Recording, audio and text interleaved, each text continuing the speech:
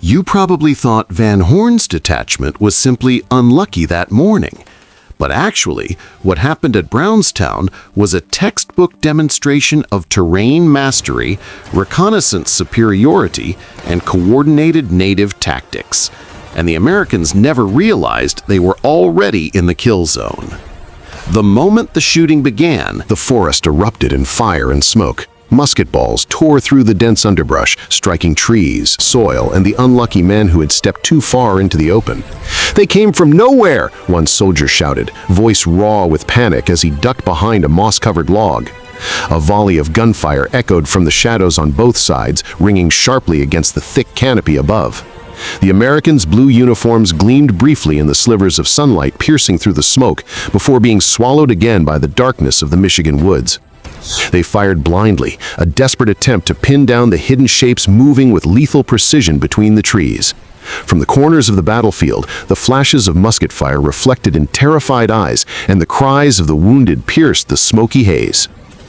Only hours before, Major Thomas Van Horn had led his force of about 200 men along the narrow trail toward the River Raisin, tasked with escorting supplies to General Hull at Detroit. Their march had been slow, careful, and tense, the forest pressing against them from both sides, every snapping twig or sudden rustle setting nerves on edge. Some whispered that the native warriors allied with the British had been watching this trail for days, and now, with the first shots fired, those whispers had become deadly reality. "Left flank! Take cover!" Van Horn bellowed, but the command fell into the roar of the ambush.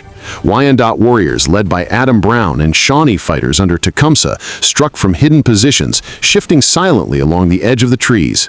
Every time a musket was fired at them, they melted into the shadows, only to appear elsewhere, delivering death from unexpected angles.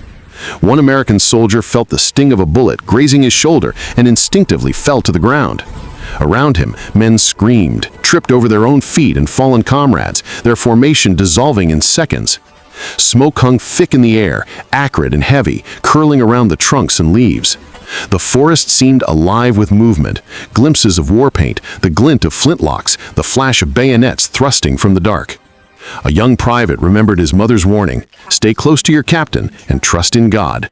He did not have the chance. The ambush hit so fast that there was no opportunity for prayers, only instinct. He fired his musket, then scrambled for cover, barely noticing the lifeless body of a comrade sprawled at his feet. The American retreat began almost immediately. Van Horn attempted to regroup the men, forming a line along the trail, but the woods betrayed them. Trees became barricades, roots and rocks tripped the fleeing soldiers, and every step seemed to bring another enemy musket into view. Even the officers were not safe. Van Horn himself ducked behind a fallen log as bullets splintered the wood around him, the bark shivering under the impact. The reasons for this confrontation stretch back months. After the declaration of war in June 1812, British forces had rallied native allies along the Detroit frontier, eager to repel American incursions. Supplies for Hull's army had become critical, and the Americans knew that without safe passage along the trails, their position in Detroit could become untenable. The mission that Van Horn led was simple on paper: escort provisions. But the forest around Brownstown had become a trap meticulously prepared by scouts who knew every inch of the terrain. Shots continued to ricochet through the undergrowth. One soldier caught sight of a red-coated figure through the smoke, firing a musket before disappearing behind a tree. A nearby comrade went down, blood soaking into the ferns. The air smelled of powder, sweat, and wet earth. It was suffocating, but no one could stop. No one could pause. The firefight dictated movement. Every second was measured in survival. Amid the chaos, flashes of orders drifted across the battlefield. "Hold the line," shouted a sergeant, voice cracking. "We can't let them flank us." But every attempt to form a steady front was met with another volley from unseen corners. The forest was a labyrinth, and the native warriors moved like shadows, slipping through gaps, appearing behind rocks, in hollowed trees, and along fallen trunks. Each shot was deliberate, each movement deadly, and every American soldier who hesitated became a target. The ground was strewn with debris, discarded muskets, canteens, trampled supplies, and the bodies of men who had fallen seconds ago. Some cried out for aid. Others whispered prayers they could not finish. One soldier glanced up, heart hammering, to see the canopy streaked with smoke and sunlight like veins of fire in the forest. He remembered the river back near Detroit, glimmering in his mind like a safe harbor that now seemed impossibly distant. Van Horn attempted a countercharge, a desperate push through the line of fire. Men followed, firing as they ran, but the forest was too thick, the ambush too well executed. Bullets tore through branches, splintered bark, and thudded into the ground near their feet. Several men went down in the first wave, dragging the wounded with them. The cries of command and panic collided in an unbroken roar, a wall of human sound that filled the forest and left no room for thought. From the shadows, Adam Brown and his Wyandot warriors moved fluidly, communicating with hand signals, flintlocks ready, every shot measured. Tecumseh's Shawnee scouts struck at flanks, disappearing into hollows and behind stumps as if the forest itself were aiding them. Every American musket fired into the smoke was met by a calculated return shot. One man fell forward, his helmet dented by a musket ball, limbs trembling as he lay among the ferns. The ambush extended across the narrow trail, which twisted like a snake through the thick woods. Retreat became inevitable. American soldiers broke into chaotic, half-formed lines, running, slipping, falling, some helping wounded comrades, others abandoning them. Van Horn yelled orders, his voice hoarse and almost swallowed by the dense smoke and constant musket fire.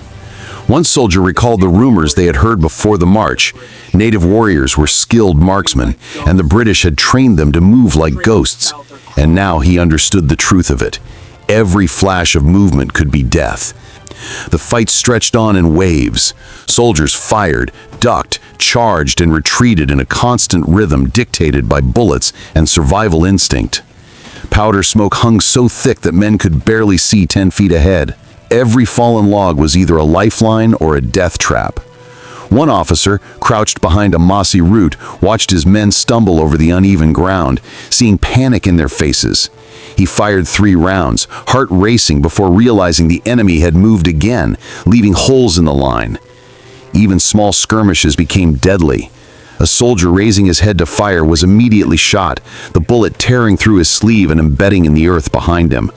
Another tripped over a root, a musket discharging as he fell, scattering the nearby detritus of war into the air. Smoke, dust, blood, and sweat mixed into a thick fog, blurring friend and enemy alike. Van Horn tried a desperate final maneuver, signaling his men to regroup behind a particularly dense thicket, but the enemy anticipated it. A sudden flurry of musket fire tore through the line, forcing the Americans to scatter again. Screams, the whistle of bullets, and the muffled thud of bodies hitting earth created a continuous, unrelenting rhythm. One soldier whispered a prayer under his breath, just a fragment as he rolled behind a log, gun trembling in his hands. Even as the fight dragged on, the forest seemed alive, echoing with every shout and every musket's crack. Men ran in half-formed lines, some pausing to drag wounded comrades, others stumbling alone through the chaos. Shadows of the enemy flashed from tree to tree, almost imperceptible, yet always deadly. The battle raged in a relentless, chaotic flow, volley after volley, charge after retreat, smoke curling, dust rising, the cries of the wounded echoing endlessly. Every instant was a struggle for survival, every breath measured against the roar of musket fire. The trail to Detroit stretched ahead, but each step forward was contested, soaked in fear, sweat, and the thick metallic smell of blood and gunpowder.